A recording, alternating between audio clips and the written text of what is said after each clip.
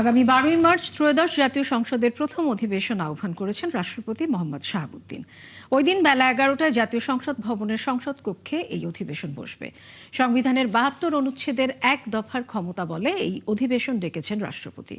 বিকেলে জাতীয় সংসদ সচিবালয় থেকে পাঠানো সংবাদ বিজ্ঞপ্তিতে জানানো হয়, রাষ্ট্রপতি মোহাম্মদ শাহাবুদ্দিন 12ই মার্চ বৃহস্পতিবার বেলা 11টায় ত্রয়োদশ জাতীয় সংসদের প্রথম অধিবেশন আহ্বান করেছেন।